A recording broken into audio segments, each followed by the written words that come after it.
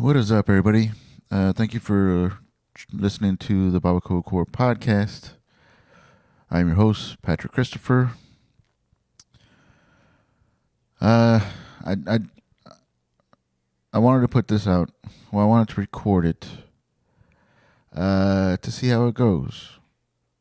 I haven't put out a episode in about a month. I'll get into that and why later on. This is going to be a different one. We'll see if I put this out. If you don't want to listen to some downer shit, I understand that. I respect that. You might want to go ahead and stop now and hopefully check back on the next episode when I go back to, the episodes as planned. I'm hoping this will be kind of therapeutic for me. I haven't talked to anybody much at all, aside from my sisters and some extended family. But other than that, I haven't talked to anybody, and so this will be my first time talking out loud about the things that happened this month to me and my family. If you listen, I appreciate that. Thank you for listening. Thank you for giving me some of your time to go through some of the things that I'm going through. That does mean a lot. If you don't listen, I don't hold that against you either. I get it. So yeah, as some of you may have known, if you follow me on on my social, on Facebook, I guess, my mother passed away 12/21 at 10:30 p.m. She had a tough month. It wasn't COVID. I'll just get that out there. That's the first thing everybody thinks. It wasn't COVID. Unfortunately, my mom had to test at least 5 times. She had to take 5 different COVID tests within the month. Anytime she had a procedure or a test that needed to be ran regarding her condition, she had to take a COVID test for the safety of the staff, and I get that. So it wasn't COVID. Yeah, she had apparently she had a really sick, weak heart, and we had no idea. We had no idea. It wasn't like a continuing problem. She wasn't in and out of the hospital for it.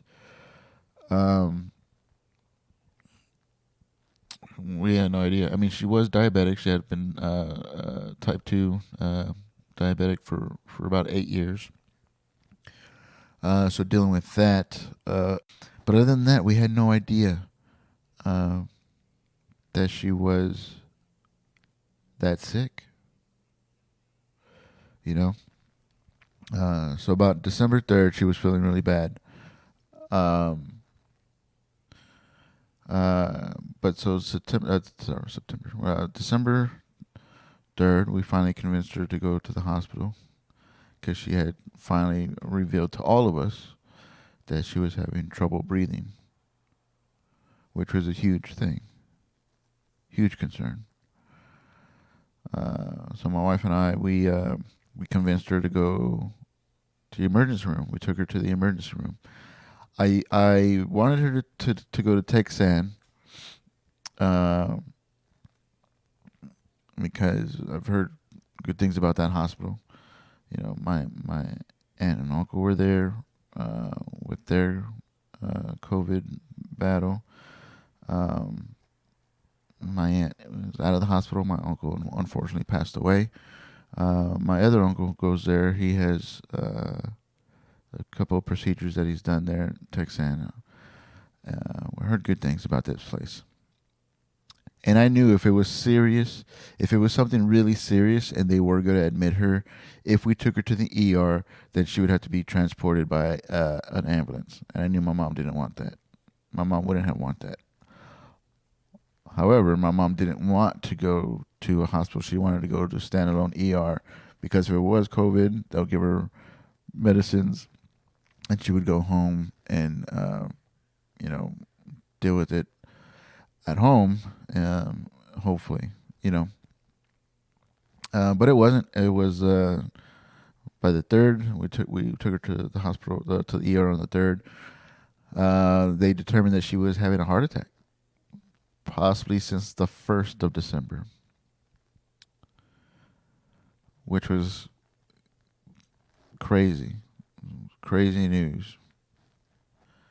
Um, so because of that, they had to transport her through EMS to Texan.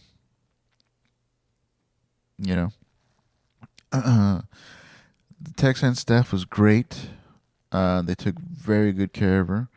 She did have issues with her lungs. They were saying that she was possibly had asthma, um, which was causing the stress on her heart. Um, so they were going to do a bypass surgery, but her lungs were too weak to do surgery. They were afraid that if they went in to do surgery and they put on a breathing machine throughout the surgery, when it came time to take her off the breathing machine, that she would not be able to come off the machine on her own. So they decided against doing the bypass surgery. Instead, they did 4 stents in the heart. She was doing better. She was looking better. She was feeling better. She was released on the 12th. And she went to my sister's house, and my brother-in-law's new house, to start recovery, you know, because it was going to be a long road of recovery from that stent procedure. The 16th, she started feeling sick again, and she got so sick that they had to call EMS again because it was pretty bad.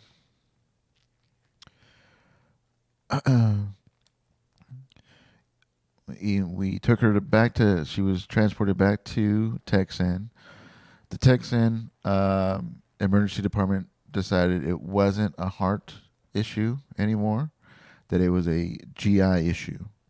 So they refused to admit her there, that she would have to go to a hospital that had a GI specialist.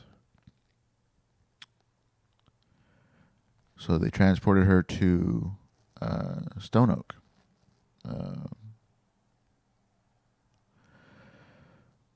Which was a horrible decision.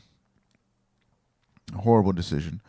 She was in the Stone Oak ER for 48 hours. They had misspelled her name. So the doctors that were looking at her case could not look up her medical history.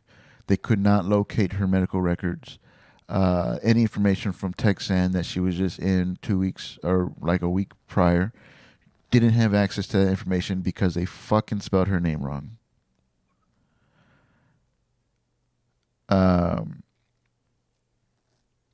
Unfortunately, the Methodist hospital systems, the doctors, they're working on all different cases on all different sites, so they work remotely.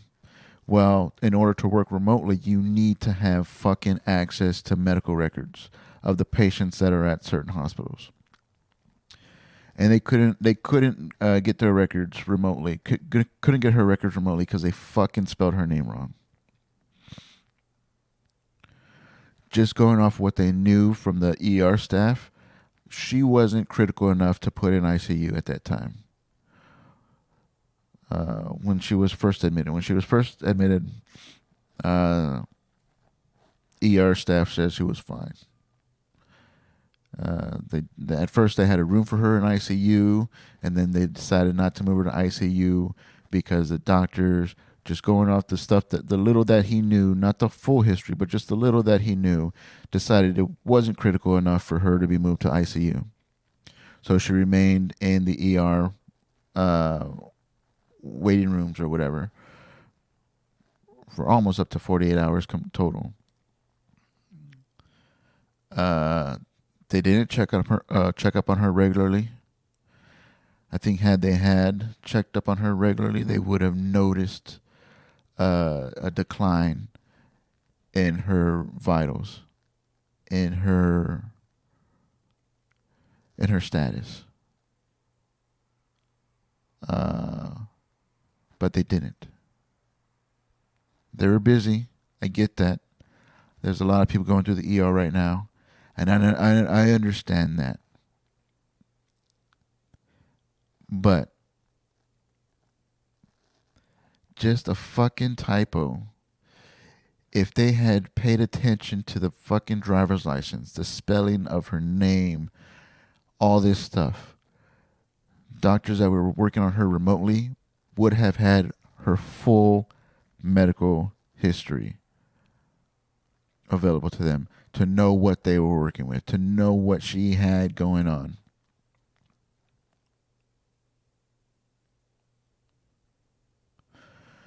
Finally, they moved her to a regular room because at this time they still didn't realize how critical she was. Went to a regular room. She got worse. Her situation got worse.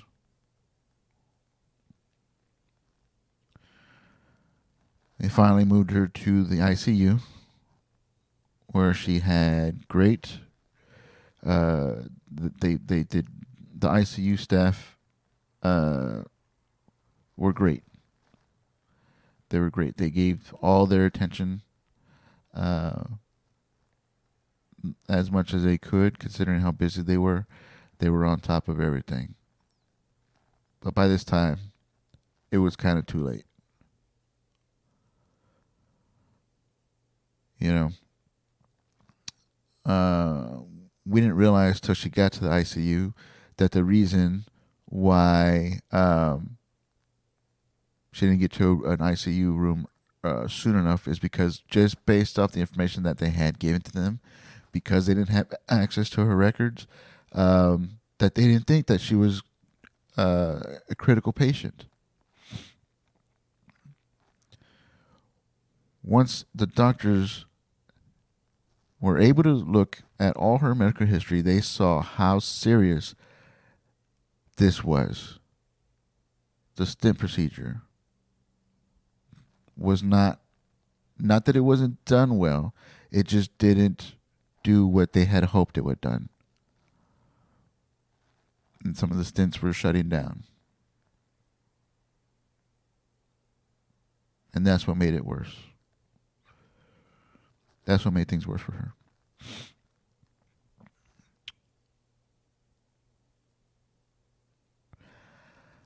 Not only am I upset with the ER at Stone Oak, because of fucking typo. How are you going to make mistakes like that right now? Or at all?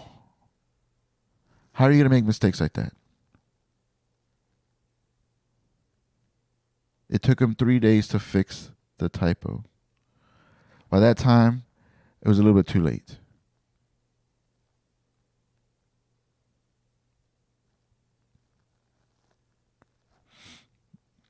We had people come by, visitors come by, and they knew what hospital she was at, and they looked her up by her name, and the security staff, and fuck the security staff, I'll get into that in a little bit, but even the security staff was like, there's no patient here by that name because of a fucking typo. Now imagine a doctor that needs access to records and they can't locate the patient because of a fucking typo. And what are they supposed to do? They couldn't do anything. So all the information that they needed wasn't available. Or it was available. They just didn't have access to it because of a fucking typo. And I know I keep saying fucking typo, and like, it's not that big of a deal. But it was a big deal. It could have been a fucking big deal. It could have changed a lot of things. Maybe. And here I am in the anger part of the whole grieving process, I guess. But I do better with anger than I do with sadness. So I'm going to focus on that. And maybe I'll get over it. But yeah, the ICU staff was great. They took very good care of her.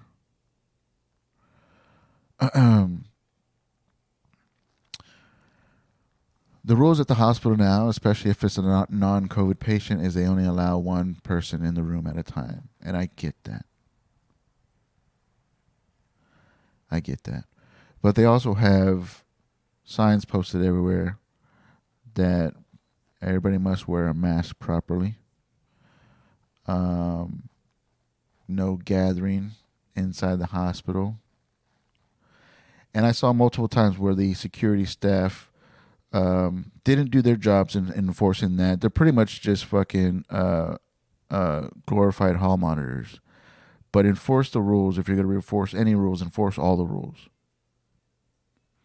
And they let people go without wearing their mask properly. They let people gather in the hospital without masks. And they just watched them and said nothing.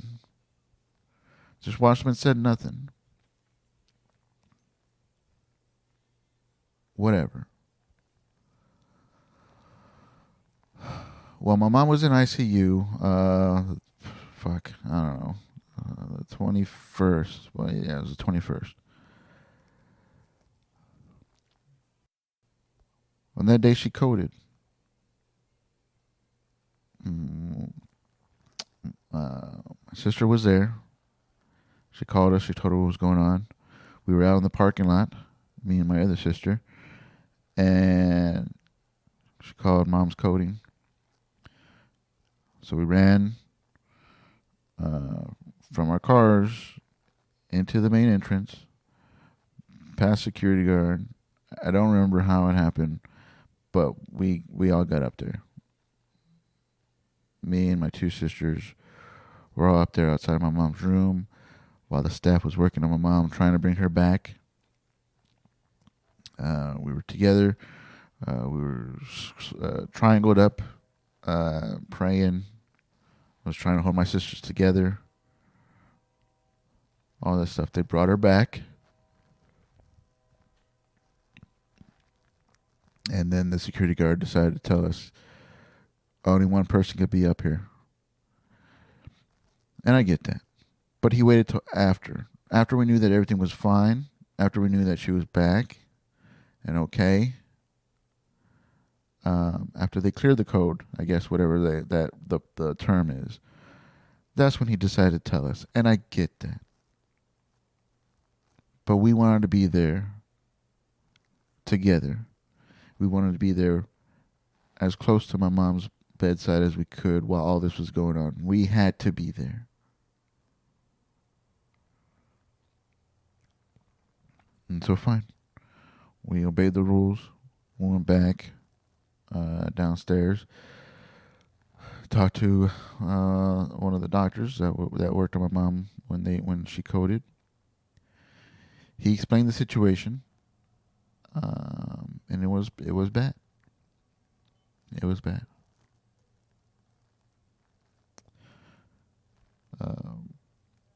About an hour and a half, 2 hours later, my mom coded again. And this time, the security guard blocked the elevators. He refused to let us get in the elevator. When my one sister was there by herself, witnessing my mom code, and she was waiting for us to be there. She needed us to be there. We all needed to be together while this was going on. And the fucking security guard blocked the fucking elevator. Refused to let us in. I was like, I know you have rules, but you have, use your moral judgment on situations like this. My mom's possibly dying up there. What would you do? I'm talking to security guard. What would you do if that was your mom up there? And he's like, you know what? I wasn't able to see my uncle when he was dying of COVID. I was like, fuck that, dude. That's not even the same thing at all. How dare you fucking tell me that that's the same thing? That's not the fucking same thing at all. Somehow, I don't remember how, somehow we finally got up there. I think I acted like as if somebody called me. Oh, they could allow one more person in. I sent my other sister up there to be with my sister.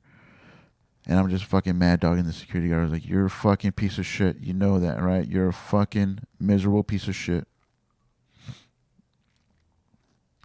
And then I acted like I got to go. Oh, they said I could go up there. Okay, I'm going up there. And I pushed my way up, and I got through the elevator, and we were together. I was with my sisters again. Uh, and this time it was a little bit more scarier because this is the second time that she's doing this. That my mom was doing this, you know. And so we're there. We're huddled up. We're hugging. We're praying. We're waiting to hear what's going on with my mom. And the security guard,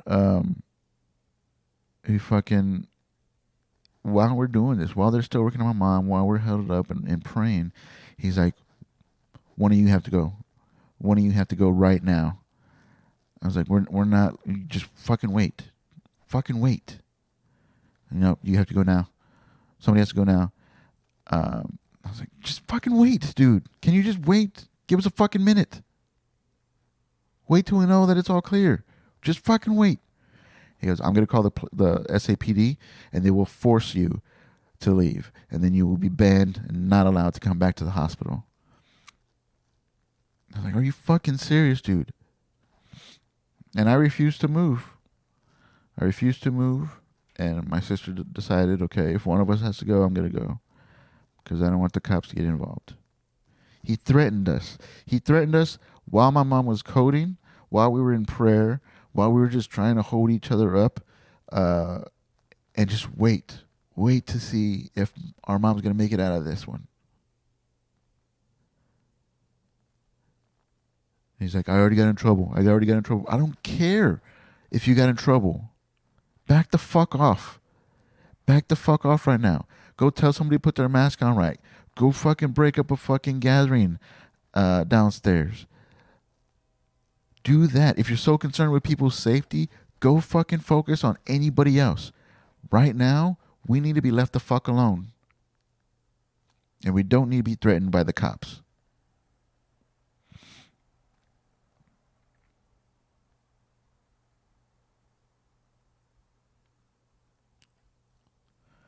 She made it through that one. She made it through that one again. And she was still, she was able to answer yes or no questions. So we had to ask her some tough questions. You know, what she wanted us to do. And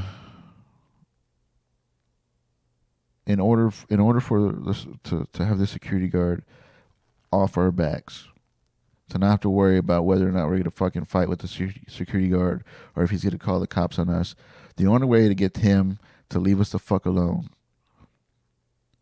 was to sign a DNR on my mom.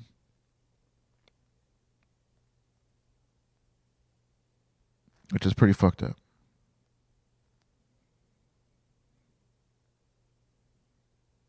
It's pretty fucked up. And I get it. She wasn't a COVID patient, though. We wore our mask the whole time. Properly.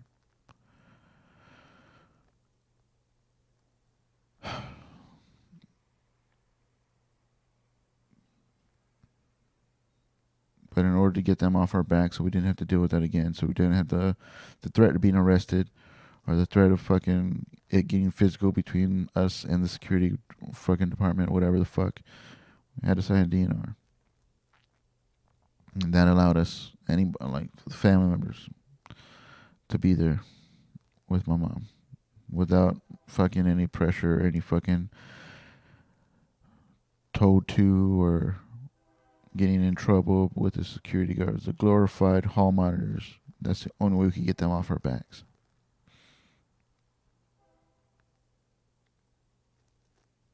That's what we had to do. It's the worst feeling in the world.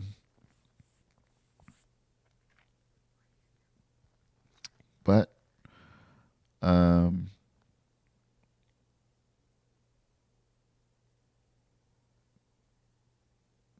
our mom was telling us that that's what she wanted. That's where we were at this time. It got so bad that to keep this going for her would have been torture. And she knew that, and she made us know that. Um,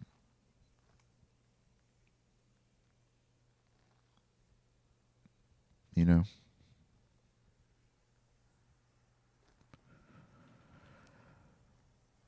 and this whole time, I mean, we were there. Even from the first time she was at Texan, we were there, and the first time she was in the hospital, man, like it just didn't seem so scary. It was scary for my mom because she had to go through a procedure or a possible bypass surgery, which is very serious, and she was scared about that. You know, but she was in good spirits when that happened. You know, like she was even like, "Oh, I prayed that I wouldn't have to have the bypass surgery." You know, so at least I could still show cleavage. you know, uh, we really hoped that the stents would work, and no, of course, nobody promised us anything, and nobody said that this was a fix all. And it wasn't. You know, but a fucking typo, a misspelling of somebody's name, making it impossible to find their medical records. It's a big fucking deal.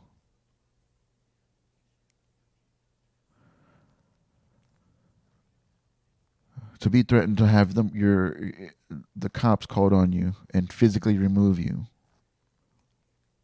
while you're watching your mom possibly die was a big fucking deal.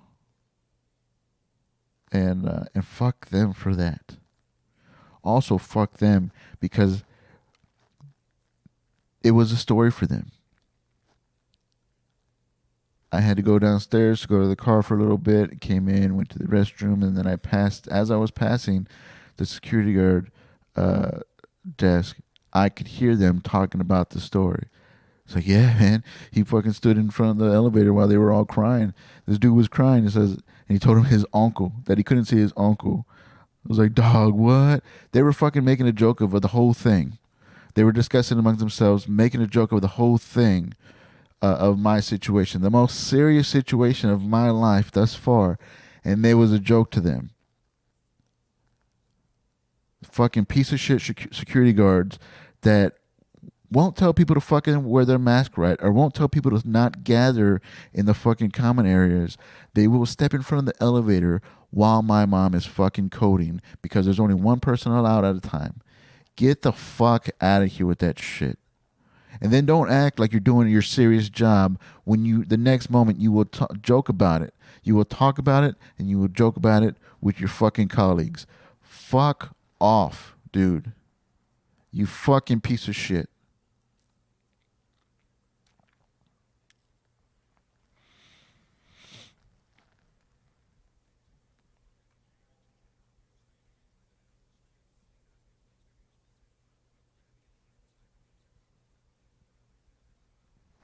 Before my mom passed, you just want to tell her everything. You want to, make sure that she knows everything. The I loved you, the thank yous, all this stuff. And for whatever reason, I was like, well, let me confess to a few things that um, I'm admitting to this. I'm sorry. I'm grounded.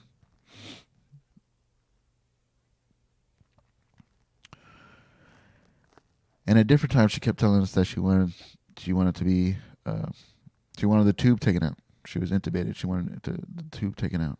She didn't want to be in the tube anymore.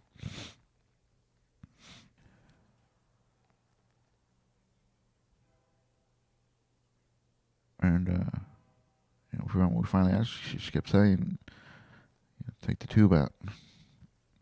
Take the tube out." Like, do you understand what that means? Do you know what's gonna happen if we take the tube out? And she nodded yes. And I fucking lost it. Never cried harder in my life. Cried so hard my nose started bleeding so fucking bad. It was weird. Like, I was like, why is my face so wet? And I take my mask off and boom, all blood. And so we were all there.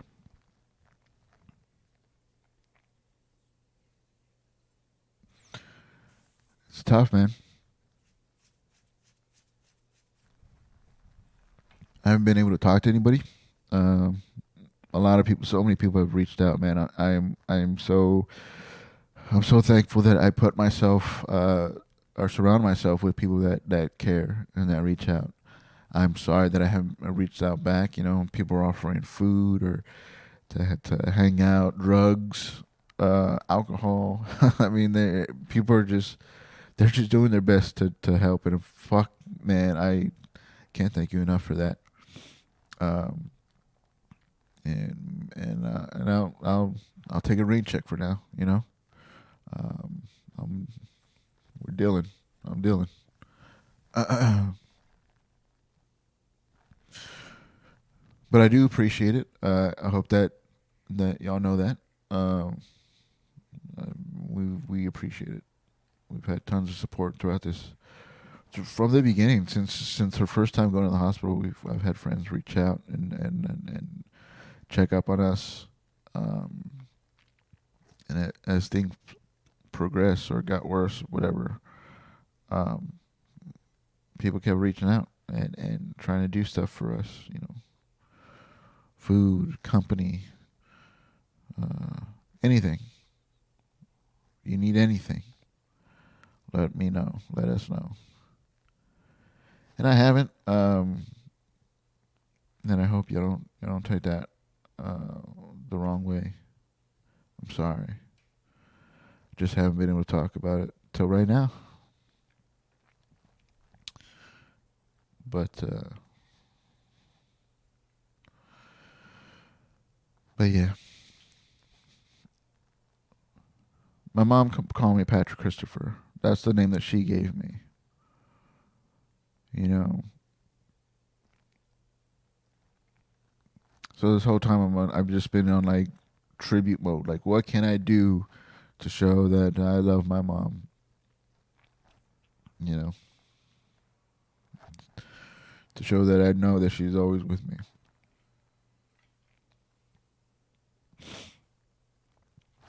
So I don't know. Thinking about going by Patrick Christopher. Because every time I hear that, I'll think of my mom. You know. She wanted to name me Jesse. She wanted to name me Jesse. Her father's name was Jesse. He passed away before I was born.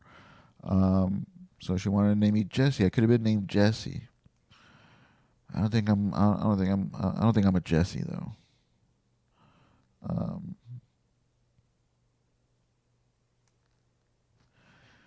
but of course, they named me Patrick after my father, which wouldn't have been a bad thing if he hadn't turned into a big piece of shit. So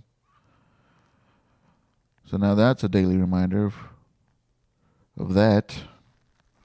You know. But she gave me the middle name Christopher because she really loved the Winnie the Pooh story and the boy character Christopher Robin.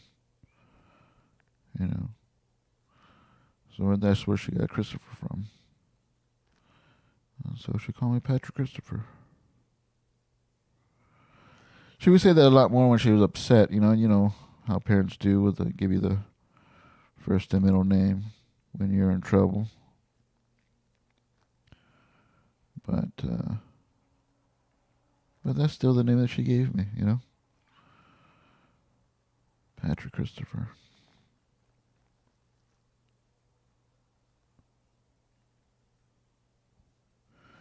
When my grandma passed, my mom's mom when she passed about 4 years ago. My grandma was about 90. She was 90. My mom was like 50 something at this time. And so when my grandma passed, one of the first things my mom said to me was like, "Oh my God, I'm an orphan now." And I couldn't help but laugh. I was like, "What are you talking about? What are you talking about? You're 50 something. What are you talking about? You're an orphan." She's like, "I'm an orphan now."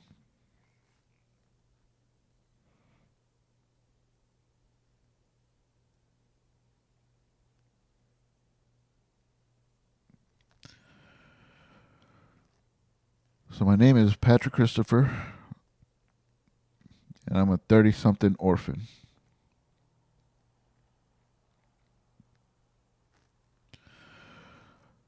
Guys, thank you for listening. If you listen to this whole thing, I needed this. Um, Thank you everybody who reached out for me and the family at this time. I can't thank you enough, and it is very much appreciated. And I will never forget it.